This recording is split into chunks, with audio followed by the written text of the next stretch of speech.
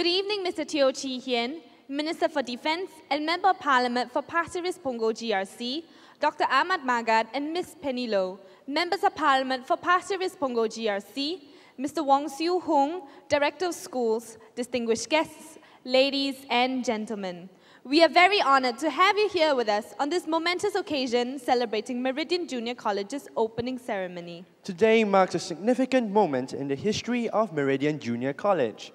The college opened its doors in 2003 as Singapore's 16th junior college, and in less than 3 years, we have seen the college grow and blossom from a budding seed into a flowering young sapling, full of promise and life. Whether it is in the academic, sporting, or aesthetic domains, the college has continually strived to provide our students with a sense of mission and the passion to pursue their dreams.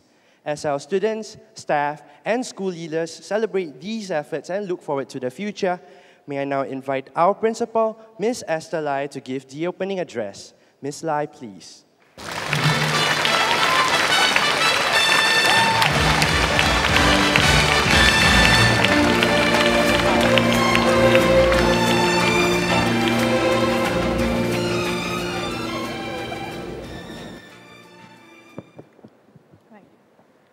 Our guest of honor, Mr. Teo Hean, Minister for Defence and Member of Parliament for the Pasir Ris Punggol GRC, Members of Parliament from the Pasir Ris Punggol GRC, Dr. Ahmad Magad and Ms. Penny Low, Professor Teck Meng, Chairman, Meridian Junior College Advisory Committee, Mr. Wong Siu Hung, Director of Schools, staff, parents, students, colleagues and friends. Good evening. A warm welcome here to all this evening, and thank you for taking time off to join us in our celebration of this momentous occasion. Indeed, Meridian Junior College has been very fortunate in the tremendous amount of support we have received from our stakeholders since our inception in 2003. Without this support, the college would not have been able to enjoy such a smooth start. I have a lot of people to thank tonight. First and foremost, I would like to thank the Ministry of Education for investing in this beautiful campus and for making it possible for us to start the first day of college in a brand new building. Officers from the MOE School Development Office, the team from CPG Corp, our main contractor, Team Bill, and the team from PM Link have been pivotal in ensuring that we get our building ready and on time. We are indeed very grateful for their cooperation and their commitment to quality. I would also like to thank various divisions in the Ministry of Education for their graciousness and ready support in furnishing us with all that was necessary to start up the college. The Personnel Division for their understanding and responsiveness in meeting our manpower needs. The Logistics Unit for their promptness in meeting all our requests. The Schools Division has been a continuous source of guidance, mentorship, not to mention financial support in the starting up of this college. I would like to place on record my deepest gratitude to them. In addition, I would also like to place on record our thanks to the College Advisory Committee for their advice and generous donation to the college, and to all those who have worked behind the scenes in the laying of the college foundations, my heartfelt thanks. Because of your commitment and drive, Meridian students were able to get off to a flying start, completely equipped and raring to go. When I was first appointed Principal Meridian Junior College in 2002, I was holding the position of principal in another secondary school in the East. It was indeed a very busy time for me because I literally had to shuttle between two schools and hold fort in two places. However, my job was made a great deal easier by the ready help rendered to me by my pioneer team of heads, teachers, and support staff who were with me way before the college started, laying the foundations of the college long before it opened its doors to the public. I can still remember our first management meeting. It's still very fresh in my mind. It was with much excitement and anticipation that my heads and I gathered in the unfurnished admin block, and that's the building you saw on your left when you entered the college by the main entrance. That building you saw on your left today is really a far cry from the bare walls and empty cubicles that greeted us then. I remember asking where the principal's office was, and I was shown my room. I was a little shocked because it was no bigger than the size of an empty car park lot. There were no partitions between the HOD cubicle and the general office area. We had to borrow the contractor's chairs and tables for our very first meeting, or we end up sitting on the floor. Clearly, a lot had to be done to get the college in fighting shape. Yet, it was also a most exhilarating time as my heads and I sat down to draw up the blueprint for this college. Everything from tiger-striped chairs of the library to the ergonomically friendly-looking classroom chairs had to be carefully chosen. Even the plants had to be carefully chosen, but they sprouted up overnight in the most prompt fashion. I remembered I had nearly 1,000 applicants for the mere 5 canteen stores that we planned to open, and I had to taste food week after week. And after many weeks of food sampling the nearly 100 hopeful vendors, you really cannot tell the difference between mee goreng and prawn mee. They all tasted the same. About the only thing that I didn't have a choice was the color of the college: blue, white, and gray. And yet we all know that one of the greatest challenges in starting an institution is not in putting together the hardware. That, in fact, is the easy part, but putting together the software. Starting from a blank slate, we had great power to influence the days of the college to come. We started the exciting task of envisioning the future of the college through our first staff envisioning retreat at the Orchid Country Club. The 3-day retreat proved to be rejuvenating. We shared personal insights, we swapped ideas, and we articulated our hopes and aspirations for the college. Through the envisioning process, our ideas were drawn out, bounced off each other, sharpened, and refined.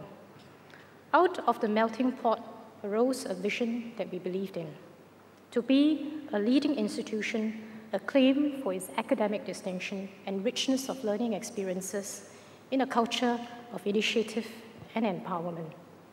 And a mission that we had held close to our hearts every day: to cultivate learned men and women of caliber with the heart and will to lead and serve in a challenging world.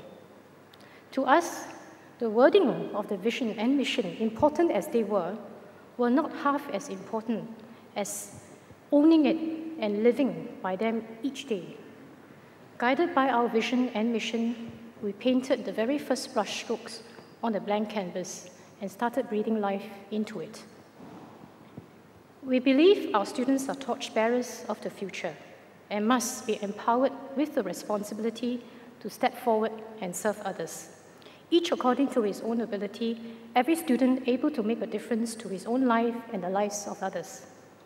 Therefore, one of the very first programs that we put in place was our Community Involvement and Service Learning Program, which is founded on the principle of empowerment. Students are encouraged to lead the way and initiate community involvement projects on their own.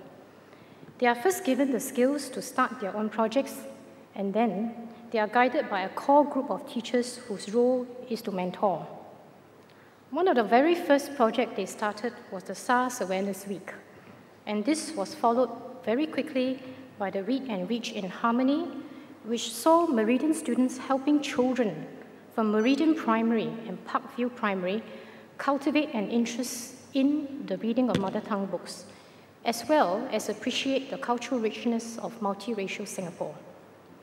Students are also free to initiate service learning projects in their own civics group, their CCA groups, as independent groups or as individuals, according to their interests and special skills.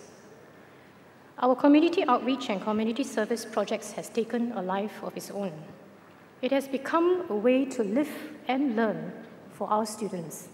Just last year alone, Meridian JC had a total of 116 student-initiated and student-led CIP activities, and nearly half of our JC2 students clocked more than 60 hours of community work.